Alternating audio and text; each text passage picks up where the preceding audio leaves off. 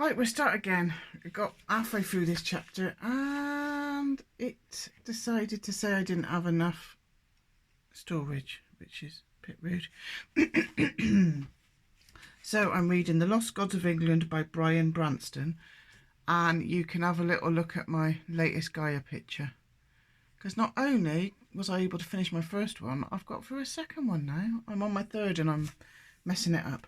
But anyway, I'll start again. But what I did learn through going through the beginning part of this book was I can't say a lot of words. So you'll have to bear with me. Some of the words are a little bit complicated. I'll do my best. That's all you can do. All right. So, Wayland's bones. Locked away in my desk, I have a stump of human bone almost 1,500 years old. As far as I can judge, it is a fragment of one of the thin, ridged bones of the forearm of a man. On the surface, it is discoloured, dull, and hair-cracked with age.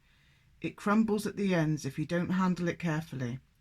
The pipe where the living marrow once lay is now filled with a gritty, sandy peat.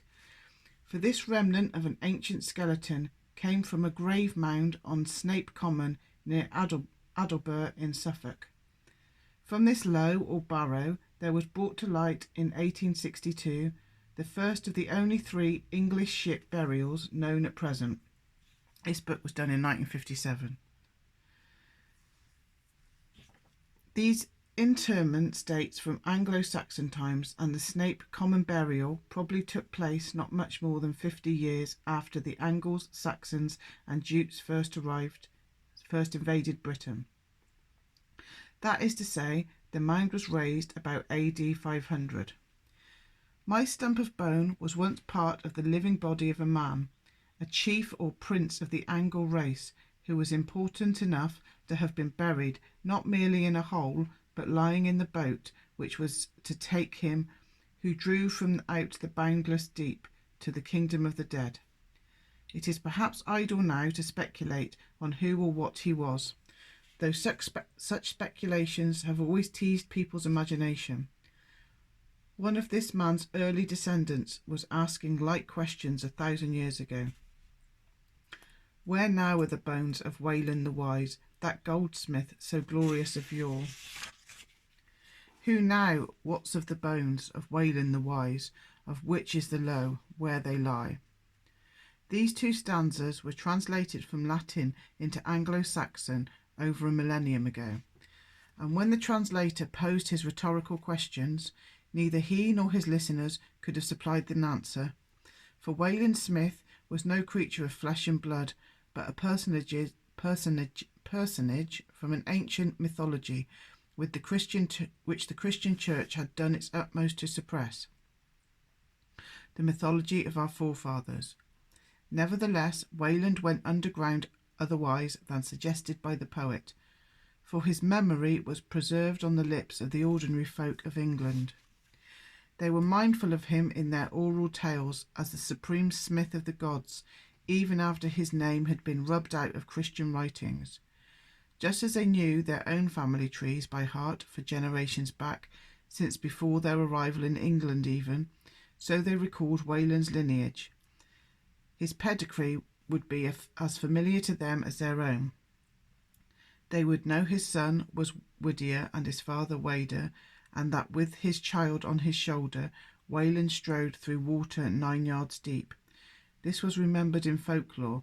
This was matter for popular song in spite of the passage of centuries, the ban of the church and the melting pot of the Norman conquest, as we gather when Chaucer relates of his heroine and her uncle in Troilus and Chryside, how he song, he played, he told a tale of Wade. Wade being, of course, Wader, the father of Wayland. Wayland Smith was a personage known as intimately to our Anglo-Saxon forebears, as, say, Robin Hood is known to us. The mention of his name was enough to call up the stories attached to it without their ever needing to be told. Because of their familiarity with him on the one hand and the enmity of the church towards paganism on the other, the references in writing to Wayland that remain are distinctly offhand. Nevertheless, there are written references to him, which is more than can be said of some personages in the Old English mythology, who were far more important than Wayland. Our oldest epic poem, Beowulf, recalls the fabulous smith, and so does another scrap of Anglo-Saxon verse named after its hero, Waldere. In the one case, Wayland is mentioned as the artificer of a superb war coat, and in the other of an unsurpassable sword. But the oldest extant Anglo-Saxon lyric poem, Deor's Lament, hints, and little more than hints, at the wild tale by which Wayland was remembered among the Norse peoples, and, under another name, by the Greeks. Deor's Lament opens with the following lines.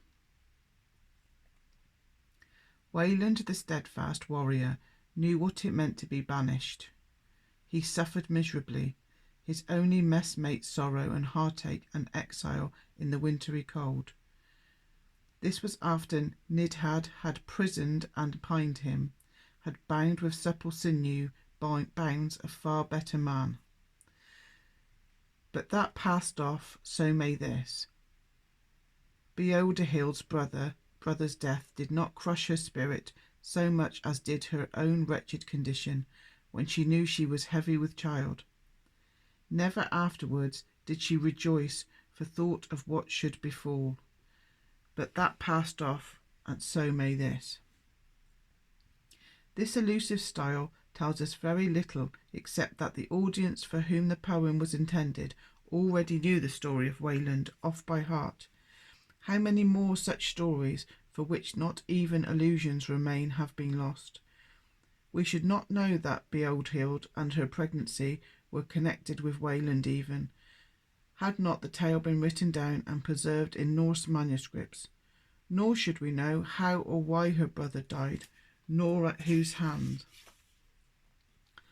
A more graphic reminder of Wayland Smith is to be found carved on the front panel of the celebrated walrus ivory box known as the Frank's Casket, now in the British Museum.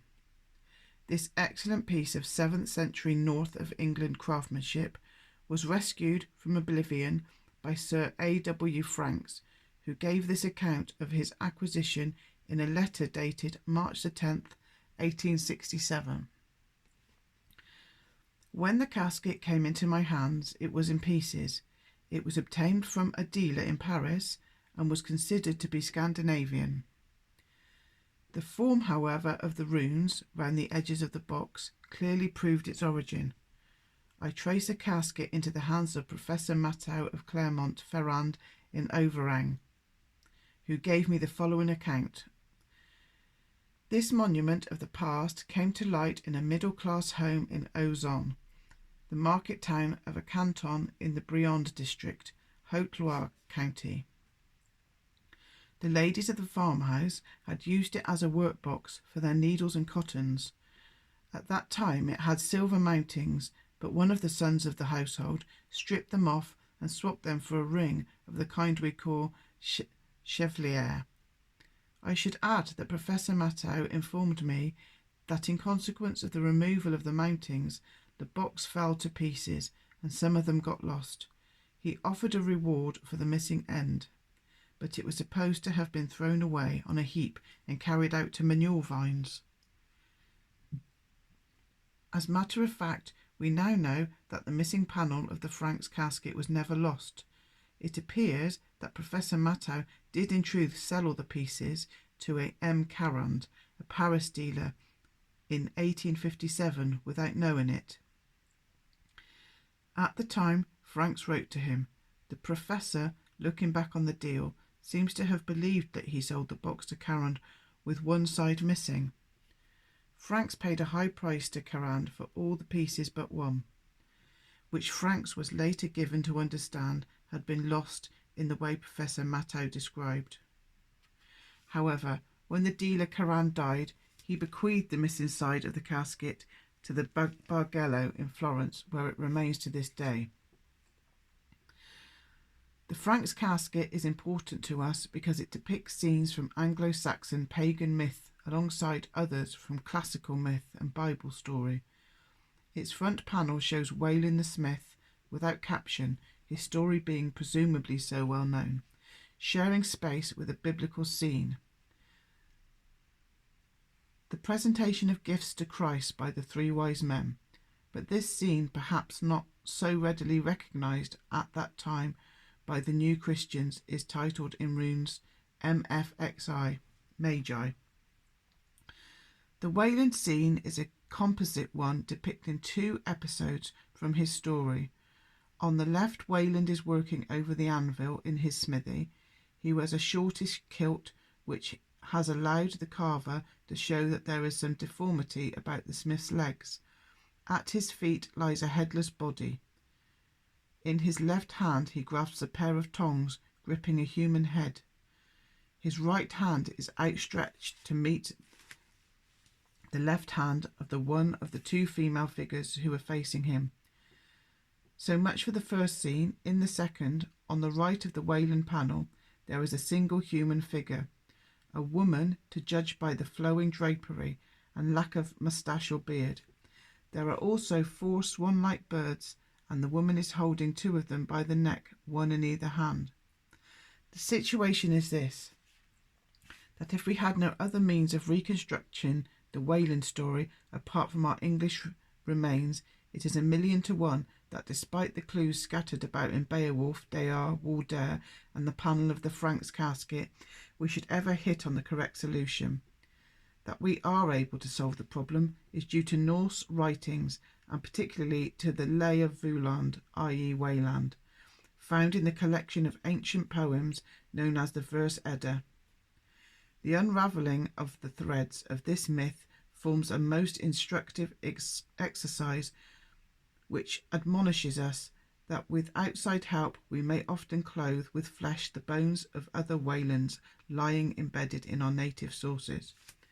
I can hardly stress this argument too much, for it has been, and still is, the fashion to urge the utmost caution in the use of ancient Scandinavian material for throwing light on the mythological and religious beliefs of our Anglo-Saxon forebears. We have been too careful, for over-cautious scholars would have us sacrifice too much. Think, for instance, how they would have denied us the story I'm about to relate of Wayland if the bits of the Franks casket had really been thrown out of the French farmhouse into the midden and had never survived the covetous ignorance of youth, or the unscrupulousness of dealers to find its way, after over 1,000 years, to the British Museum. Or if the crackling fragment of the old English epic Waldere had never been rescued, as by pure chance it was, from a dilapidated bookbinding in Copenhagen in 1860, or if the unique Beowulf manuscript, instead of being merely scorched, had perished in the fire at Ashburnham House in 1731.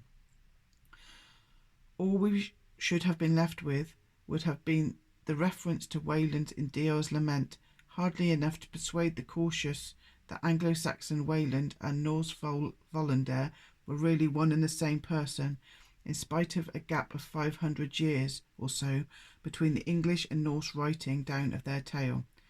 The 3 main characters in the Wayland story are Wayland himself, King Nidhad, and his daughter Badahild. These 3 occur in the Norse version as Voland, Nidad, and Bodvild, and these are the forms I shall use while recounting this Norse version of their tale. Let me just show you a little drawing of the casket. This is a composite picture carved out of Woolworth's ivory. It shows the lame smith working at his anvil with the head of one of King Nidhad's sons in his tongs and the headless body lying on the smithy floor. One of the 2 female figures in the middle is presumably Princess Badahild, and the figure on the left is connected with the flight either of Wayland himself or of the Swan Maidens.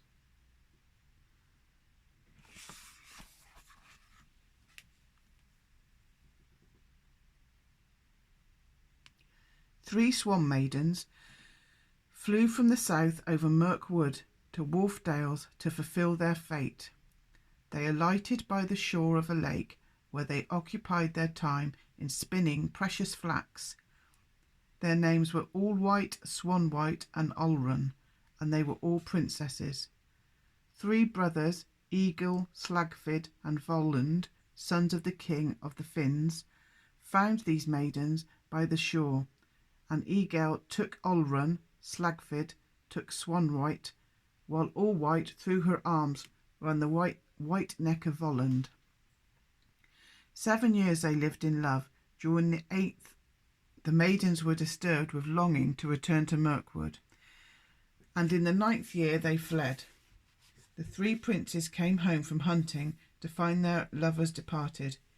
Egil went east searching for Olrun, Slagfid went west for Swanwhite, and Voland waited alone in Wharfdales. There he worked at his craft of jeweller and metalsmith. Nidud, lord of the Nyers, was told of Voland's being alone in Wharfdales, and in the night he sent armed men whose corslets and shields glinted in the light of the waning moon. Voland was away on snowshoes hunting. The riders stole one of Voland's cunningly made rings. When the hunter returned, he fed his fire with brushwood and fir branches to roast his bear's flesh. Then he sat on a bearskin rug and counted his rings. He saw that one was missing and believed his lover Allwhite had returned to him.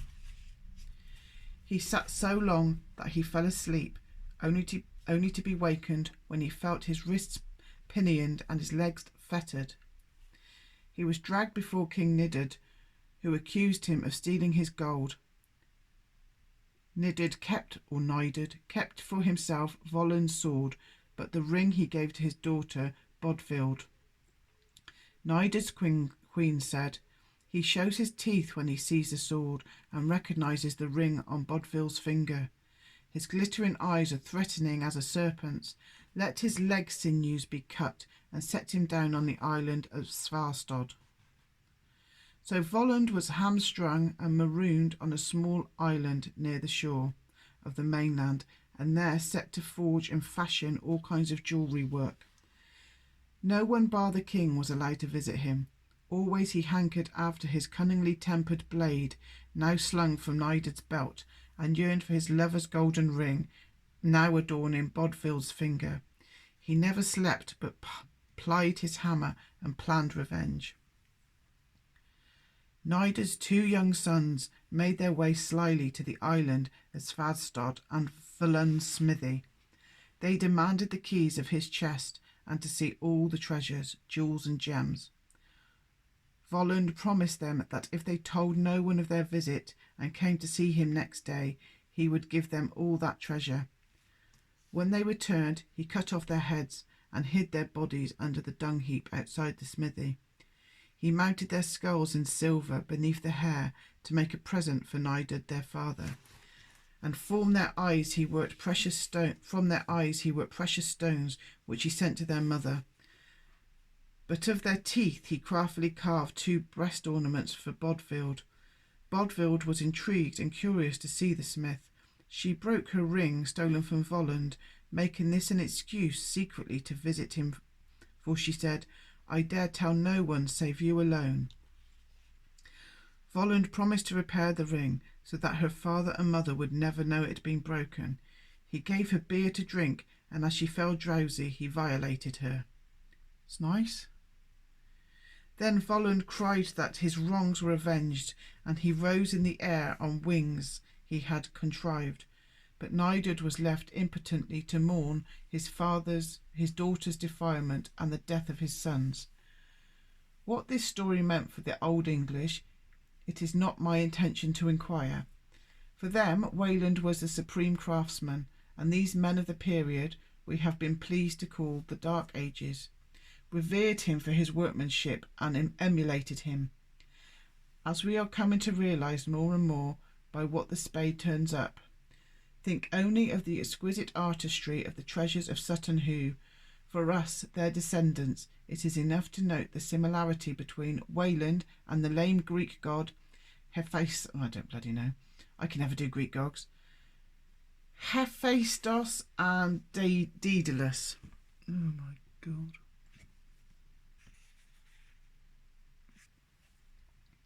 Who also soared on wings. The really important conclusion for us to reach after studying Wayland Smith is that chance has played an extraordinary part in the survival of the written and graphic evidence of him. 3 of the native sources came within a hair's breadth of utter destruction, and the 4th is so elusive as to be useless for reconstructing the original tale without outside help. What is true of Wayland is likely to be true of others. We may note, too, the remarkable agreement between Old English and Old Norse versions of the tale, in spite of a difference of some 400 or 500 years in the setting down of the story in England and Iceland. Wayland's bones are everywhere scattered about the Old English landscape.